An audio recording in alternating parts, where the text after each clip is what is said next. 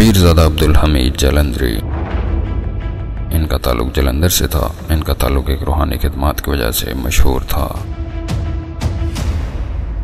इनके ख़ानदान के बहुत सारे मुरीदीन और अक़ीदतमंद थे।